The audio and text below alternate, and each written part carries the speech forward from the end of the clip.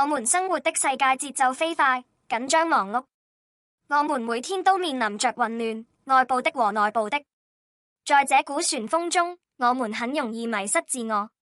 但有一條古老的道路有助於保持內心的完整，這就是委曲求全。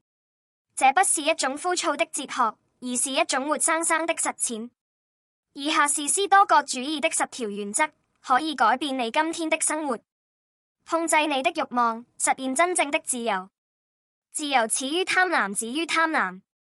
斯多葛派教導我們，不控制自己慾望的人就是奴隸。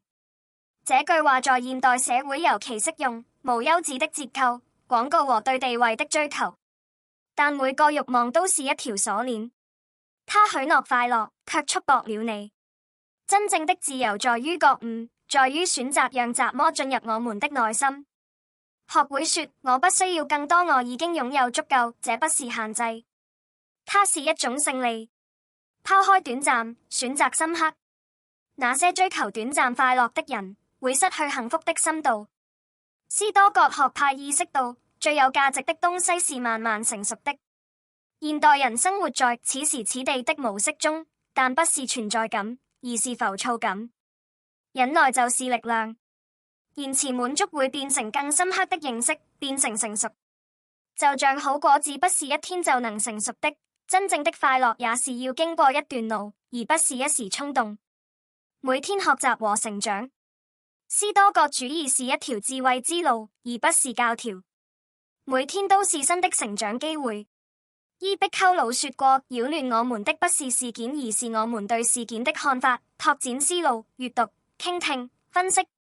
錯誤不是失敗，而是一種進步。委曲求全的人不懼怕變化，因為他知道生活就像一條河流。善於學習的人不會溺水，他在成長，他成為自己。心存感激，即使是小事。感激不僅僅是一種禮貌，它是一種看待世界的方式。斯多葛學派教導我們無法控制環境，但我們可以控制自己對環境的態度。感恩是一種選擇，感恩是一種力量。即使在最困難的日子裡，也有值得感恩的東西：經驗、空氣、感受能力。懂得感恩的人是富有的，即使他擁有的很少，因為他們看到了意義，而別人只看到了匱乏。接受你無法改變的一切。這個世界上並非一切都在我們的掌握之中。斯多葛派把生活分為兩個領域，取決於我們的和不取決於我們的。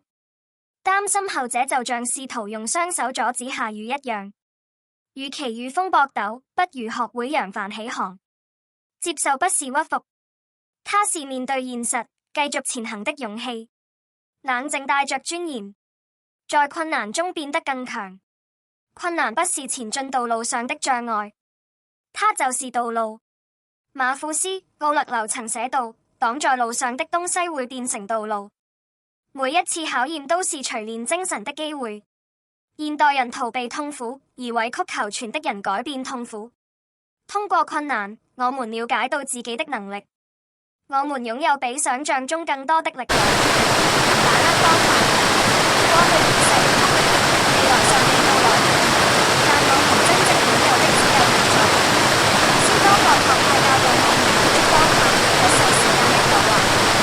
我們常常為昨天的遺憾和明天的期待而努力，但生命就發生在此時此刻，在呼吸中，在一秒鐘，在沉默中，在行動中。存在是最偉大的藝術，像感受自己一樣感受他人。斯多葛主義不是冷漠，而是慈悲。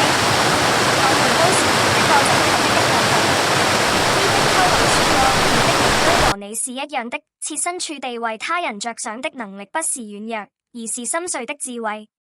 同理心能打開心扉，消除隔閡，治癒世界。因為我們都在尋找同樣的東西，被傾聽，被理解。保持對無常的超脫。超脫不是漠不關心，它是一種能力。當你周圍的一切都在變化時，你仍能保持在中心。斯多葛派教導我們，不要執着於不屬於你的東西，事業、地位甚至他人都是暫時的。